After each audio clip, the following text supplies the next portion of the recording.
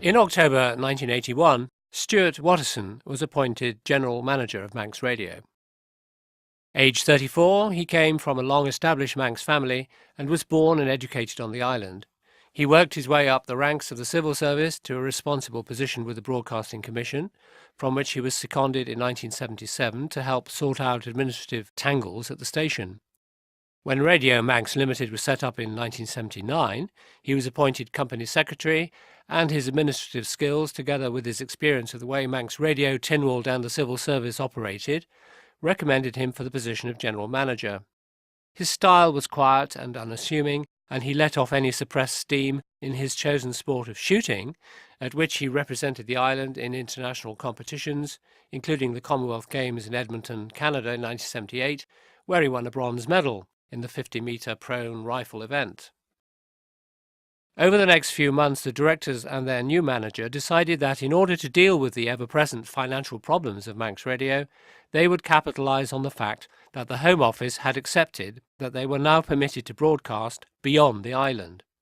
Programmes and schedules would be constructed so that they would appeal not only to the Isle of Man listeners, but also to the potentially far greater audience lying along the west coast of Britain from Scotland to North Wales. Moreover, small Manx Radio offices were opened in Blackpool and Colwyn Bay to encourage new advertisers. Those who favoured this policy argue that if it could be accepted that Manx Radio regularly had a greater listening area with an audience of about 1 million in the northwest, its attractiveness as an advertising medium would be greatly increased, and this would bring in far more revenue. Opponents, however, pointed out that potentially this policy could result in conflicts of interest and might alienate some Manx listeners from what they considered should be exclusively their station. However, the directors decided to go ahead because they could not see how else they were going to be able to reduce the escalating costs of running the station. More than 80,000 leaflets were printed and distributed in the North Wales area, informing the population that Manx Radio was now available to them on 219 metres, and that the 219 newsroom is daily covering the important events in your region with all the immediacy that radio brings, news and information about what's happening when it happens. On the island, the first danger signal was flagged late in May 1982, when the Manx Star ran an article which began,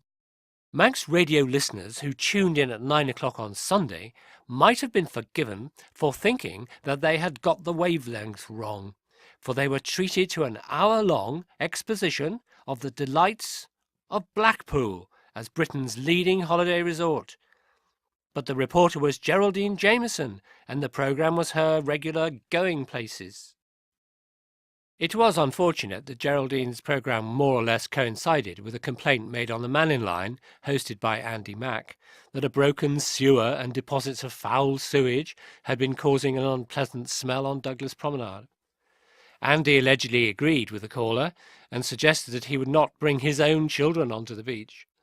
This sent members of Douglas Council into a frenzy, and they called in lawyers to scrutinise the tapes of the show, insisting that the smell had nothing to do with sewage and was caused by rotting seaweed, which was about to be removed.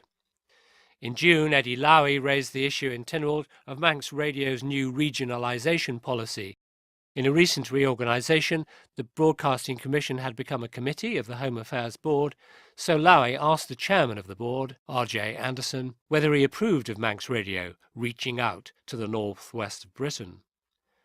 Anderson's reply was that as far as the Broadcasting Commission was now concerned, Manx Radio had the right to go its own way, as long as it did not infringe principles which were the Commission's concern, such as issues of public decency, political bias, and so on. He also said that although he personally did not like the policy, he could see that it might bring in much-needed revenue. Eddie Lowy told the Manx Star that he had raised the issue because he had received a lot of complaints about the inclusion of UK news items in the local section of Manx Radio's news broadcasts. In July, Geraldine Jameson gave the Going Places treatment to 2 boarding schools in North Wales, Penrose College and St David's College, and this soon produced complaints from the authorities at King William's, incensed at the free publicity given to off-island rivals.